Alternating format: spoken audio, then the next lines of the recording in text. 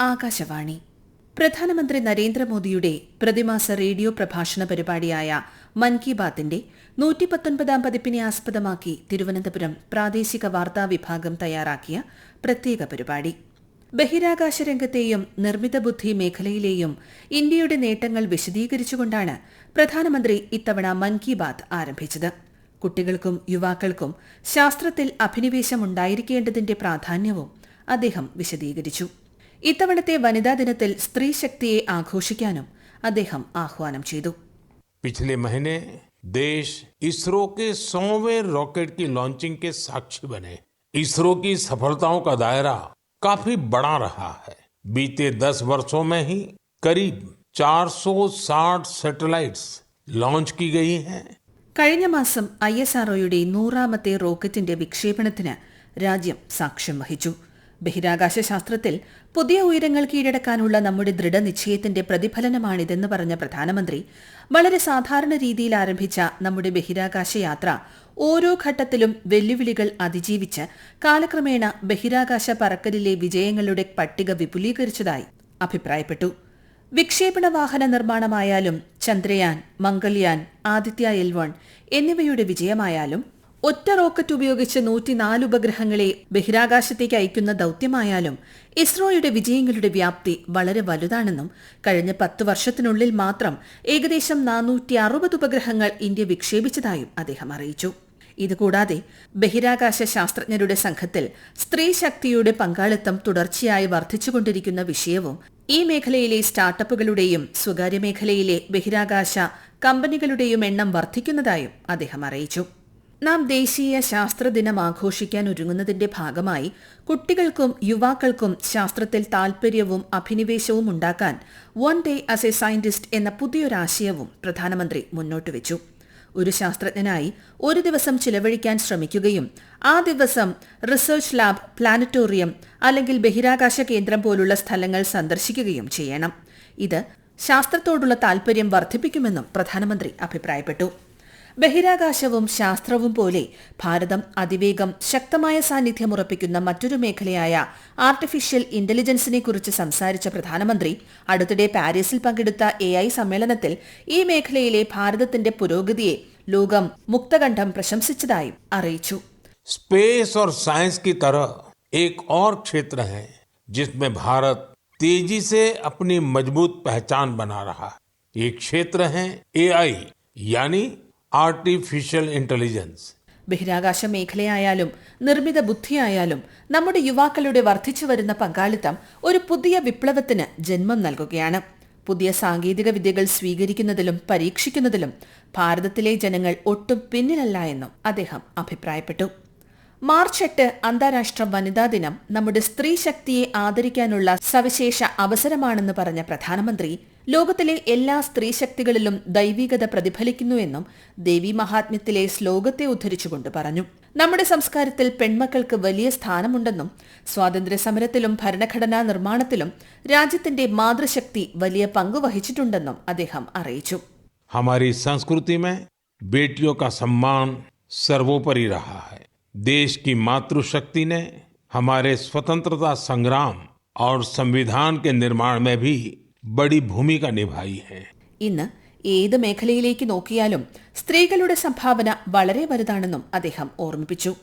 ഇത്തവണ വനിതാ ദിനത്തിൽ സ്ത്രീ ശക്തിക്കായി സമർപ്പിക്കുന്ന ഒരു സംരംഭം ഏറ്റെടുക്കാൻ പോകുന്നതായി പറഞ്ഞ പ്രധാനമന്ത്രി, പ്രചോദനാത്മക പ്രവർത്തനങ്ങളിൽ ഏർപ്പെടുന്ന സ്ത്രീകൾക്ക് ഒരു ദിവസത്തേക്ക് തന്റെ സാമൂഹ്യ മാധ്യമ അക്കൌണ്ടുകൾ മാറ്റിവെച്ചിരിക്കുകയാണെന്ന് വ്യക്തമാക്കി.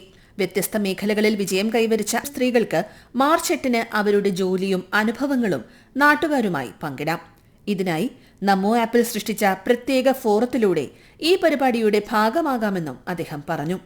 ഉത്തരാഖണ്ഡിൽ നടന്ന ദേശീയ ഗെയിംസിൽ രാജ്യത്തുടനീളമുള്ള 11,000-ലധികം കായിക താരങ്ങൾ മികച്ച പ്രകടനം കാഴ്ചവെച്ചതായും ദേശീയ ഗെയിംസിൽ പങ്കെടുക്കുന്ന ഓരോ കളിക്കാരനെയും താൻ അഭിനന്ദിക്കുന്നതായും അദ്ദേഹം പറഞ്ഞു.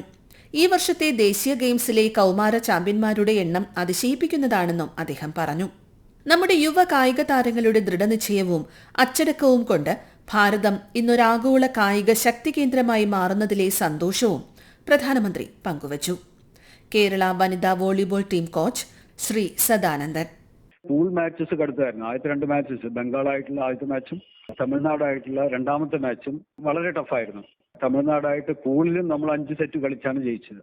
ആ ഒരു ആത്മവിശ്വാസം ഫൈനലിൽ നമ്മളെ സഹായിച്ചിട്ടുണ്ട് ഒരുപാട്. ഫൈനലിൽ നമ്മൾ ആദ്യത്തെ സെറ്റ് എടുക്കുകയും 2-3 സെറ്റ് തമിഴ്നാടിന് വഴങ്ങേണ്ടി വന്നു.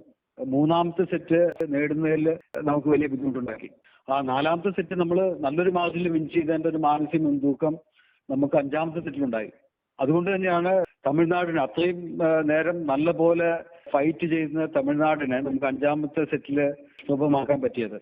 ഡെറാഡൂണിൽ ദേശീയ ഗെയിംസിന്റെ ഉദ്ഘാടന വേളയിൽ പങ്കുവച്ച വിഷയമായ പൊണ്ണത്തടിയെക്കുറിച്ചും ഇന്നും പ്രധാനമന്ത്രി എടുത്തു പറഞ്ഞു. പൊണ്ണത്തടി ഒഴിവാക്കിയാൽ മാത്രമേ ഉറച്ചതും ആരോഗ്യമുള്ളതുമായ ഒരു രാഷ്ട്രമായി നമ്മുടെ രാജ്യം മാറുകയുള്ളൂവെന്ന് അദ്ദേഹം ആവർത്തിച്ചു. ഇതിനായി പാചക എണ്ണയുടെ ഉപഭോഗം 10% കുറയ്ക്കുന്നതടക്കമുള്ള പ്രവൃത്തികൾ ശീലിക്കാൻ അദ്ദേഹം ആവശ്യപ്പെട്ടു. ഭക്ഷണത്തിൽ എണ്ണയുടെ അളവ് കുറയ്ക്കുന്നതും അമിതവണ്ണം നിയന്ത്രിക്കുന്നതും നമ്മുടെ വ്യക്തിപരമായ തീരുമാനം മാത്രമല്ല, കുടുംബത്തോടുള്ള നമ്മുടെ ഉത്തരവാദിത്തം കൂടിയാണ്. ഭക്ഷണത്തിൽ അമിതമായ എണ്ണ ഉപയോഗിക്കുന്നത് ഹൃദ്രോഗം, പ്രമേഹം, ഹൈപ്പർ ടെൻഷൻ തുടങ്ങിയ നിരവധി രോഗങ്ങൾക്ക് കാരണമാകും. നമ്മുടെ ഭക്ഷണശീലങ്ങളിൽ ചെറിയ മാറ്റങ്ങൾ വരുത്തുന്നതിലൂടെ നമ്മുടെ ഭാവി കൂടുതൽ ശക്തവും ആരോഗ്യകരവും രോഗരഹിതവുമാക്കാൻ കഴിയും. ഇതിനായി ഓരോരുത്തരും 10 പേരെ വീതം വെല്ലുവിളിക്കാനും അദ്ദേഹം ആവശ്യപ്പെട്ടു. ഡയറ്റീഷ്യനായ ശ്രീമതി ഉമ കല്യാണി: അമിതവണ്ണം അല്ലെങ്കിൽ പൊണ്ണത്തടി ഒരു പ്രധാന ആരോഗ്യ പ്രശ്നമാണ്. അതിന് പ്രധാന കാരണങ്ങൾ ഇന്ന് നോക്കിയാൽ ഏറ്റവും മുൻപിൽ വരുന്നത് ഭക്ഷണ രീതികൾ തന്നെയാണ്. അടുത്തതായി വ്യായാമക്കുറവ്. ഒത്തിരി പേർക്കും സെഡൻറ്ററി ആയിട്ടുള്ള ശരീരാധ്വാനം കുറഞ്ഞുള്ള ജോലിയിലൊക്കെ ഏർപ്പെടുന്നവരാണ്. അതുപോലെ വ്യായാമത്തിന് സമയം കണ്ടെത്താനുള്ള ബുദ്ധിമുട്ടും ഒരുപാട് പേര് പറയാറുണ്ട്. അതും തീർച്ചയായിട്ടും അമിതവണ്ണത്തിനും പൊണ്ണത്തടിക്കും ഒരു കാരണമാണ്. അടുത്തതായി പ്രധാനമായിട്ടുള്ള ഒരു കാരണം എന്ന് പറയുന്നത് ശരിയായിട്ടുള്ള ഉറക്കം ലഭിക്കാതെ വരുന്നതും പലതരം ആരോഗ്യ പ്രശ്നങ്ങൾക്കും ഹോർമോൺ വ്യതിയാനങ്ങൾക്കും അത് പൊണ്ണത്തടിക്കും അമിതവണ്ണത്തിനും കാരണമാകാറുണ്ട്. അതുപോലെ പിരിമുറുക്കം കൂടുതലുള്ള ഒരു ജീവിത രീതി, അതും ഒരു ലൈഫ് സ്റ്റൈലിന്റെ ഭാഗമായിട്ട് പറയാറുണ്ട്. ഈ 4 പ്രധാന കാരണങ്ങളാണ് നമ്മൾ ശ്രദ്ധിക്കേണ്ടത്. ഇന്ന് പ്രധാനമന്ത്രി ആഹ്വാനം ചെയ്തിരിക്കുന്നത് 10% നമ്മൾ ഉപയോഗിക്കുന്ന എണ്ണയിൽ നിന്ന് കുറയ്ക്കാനായിട്ടുള്ള ഒരു ശ്രമം നടത്തുക എന്നുള്ളതാണ്. തീർച്ചയായിട്ടും 10% എണ്ണ ഒരു മാസം കുറയ്ക്കുക എന്ന് പറയുമ്പോൾ അത് നമുക്ക് ഓവറോൾ ആയിട്ട് നോക്കുമ്പോൾ ഒരു ഹെൽത്തി ലൈഫ് സ്റ്റൈലിന് സഹായിക്കും. അതിൽ ആദ്യത്തെ സ്റ്റെപ്പ് നമ്മൾ എടുക്കേണ്ടത് എണ്ണയിൽ വറുത്തതും പൊരിച്ചതും ഡീപ് ഫ്രൈ ചെയ്യുന്ന ഭക്ഷണങ്ങൾ, വട, പഴംപൊരി, അല്ലെങ്കിൽ പപ്പടം വറുത്തത്, അല്ലെങ്കിൽ ചിക്കൻ വറുത്തത്, അങ്ങനെ ഡീപ് ഫ്രൈ ചെയ്യുന്ന ആഹാരം കുറയ്ക്കുമ്പോൾ തന്നെ നമുക്ക് ഒരു പരിധി വരെ എണ്ണയുടെ ഉപയോഗം കുറയ്ക്കാൻ പറ്റും. അതിന്റെ അടുത്തതായിട്ട് ഫൈബർ ഇൻടേക്ക് കൂട്ടുക. അതായത് നാരടങ്ങിയ ഭക്ഷണങ്ങൾ കൂടുതലായിട്ട് കഴിക്കുന്നത്, പ്രത്യേകിച്ചും പഴങ്ങളും പച്ചക്കറികളും. അതിൽ കൂടുതൽ പ്രാധാന്യം കൊടുക്കേണ്ടത് പച്ചക്കറികൾക്ക് തന്നെയാണ്. കാരണം പച്ചക്കറികളിൽ നമുക്ക് കൂടുതൽ വിറ്റമിനുകളും മിനറലുകളും അതുപോലെ നാരിന്റെ അംശവും കൂടുതലായിട്ട് അടങ്ങിയിട്ടുണ്ട്. സസ്യജന്തുജാലങ്ങളുടെ വളരെ സമ്പന്നമായ ഒരു ആവാസ വ്യവസ്ഥയുള്ള നമ്മുടെ രാജ്യത്ത് വന്യജീവികൾ നമ്മുടെ ചരിത്രത്തിന്റെയും സംസ്കാരത്തിന്റെയും ഭാഗമാണ്. പല ഗോത്രങ്ങളും മൃഗങ്ങളെ ആരാധിക്കുന്നു. അയ്യപ്പ ഭഗവാന് കടുവയുമായി വളരെ ആഴത്തിലുള്ള ബന്ധമുണ്ട്. കർണാടകയിലെ ഹുളിവേഷ, തമിഴ്നാട്ടിലെ പുലി, കേരളത്തിലെ പുലികളി തുടങ്ങിയ പ്രകൃതിയുമായും വന്യജീവികളുമായും ബന്ധപ്പെട്ട നിരവധി സാംസ്കാരിക നൃത്തങ്ങളും നമുക്കുണ്ട്. വന്യജീവി സംരക്ഷണവുമായി ബന്ധപ്പെട്ട പ്രവർത്തനങ്ങളിൽ സജീവമായി പങ്കെടുക്കുന്ന ഗോത്രവർഗ ജനതയോടുള്ള നന്ദി പ്രധാനമന്ത്രി പ്രകടിപ്പിച്ചു. വന്യജീവി സംരക്ഷണത്തിൽ ഏർപ്പെട്ടിരിക്കുന്ന ആളുകളെ പ്രോത്സാഹിപ്പിക്കാൻ അഭ്യർത്ഥിച്ച പ്രധാനമന്ത്രി ഈ മേഖലയിൽ നിരവധി സ്റ്റാർട്ടപ്പുകൾ ഉയർന്നുവന്നിട്ടുള്ള വിഷയം സംതൃപ്തി നൽകുന്നതായും അഭിപ്രായപ്പെട്ടു. ഈ വർഷം പരീക്ഷാ പേ ചർച്ചയിൽ വിദഗ്ധരുടെ പങ്കാളിത്തത്തോടൊപ്പം 8 വ്യത്യസ്ത അധ്യായങ്ങൾ ഉൾപ്പെടുത്തിയിട്ടുള്ള കാര്യവും പരീക്ഷകൾ മുതൽ ആരോഗ്യ സംരക്ഷണം, മാനസികാരോഗ്യം വരെയുള്ള വിഷയങ്ങളും ഭക്ഷണപാനീയങ്ങളും വരെ ഇതിൽ ഉൾപ്പെടുത്തിയിട്ടുണ്ടെന്നും അദ്ദേഹം പറഞ്ഞു. ഈ പരീക്ഷാകാലത്ത് എല്ലാ എക്സാം വാരിയേഴ്സിനും ആശംസകൾ നേർന്നുകൊണ്ടാണ് പ്രധാനമന്ത്രി ഇന്നത്തെ മൻ കി ബാത് പരിപാടി അവസാനിപ്പിച്ചത്. एक बार फिर अपने एग्जाम वॉरियर्स को मेरा यही मैसेज है, be happy and stress free. യാതൊരു സമ്മർദ്ദവുമില്ലാതെ പൂർണ്ണമായ പോസിറ്റീവ് മനോഭാവത്തോടെ പരീക്ഷ എഴുതാൻ അദ്ദേഹം കുട്ടികൾക്ക് പ്രചോദനം നൽകി. നിങ്ങൾ കേട്ടത് പ്രധാനമന്ത്രി നരേന്ദ്രമോദിയുടെ പ്രതിമാസ റേഡിയോ പ്രഭാഷണ പരിപാടിയായ മൻ കി ബാത്തിന്റെ 119 പതിപ്പിനെ ആസ്പദമാക്കി തിരുവനന്തപുരം പ്രാദേശിക വാർത്താ വിഭാഗം തയ്യാറാക്കിയ പ്രത്യേക പരിപാടി.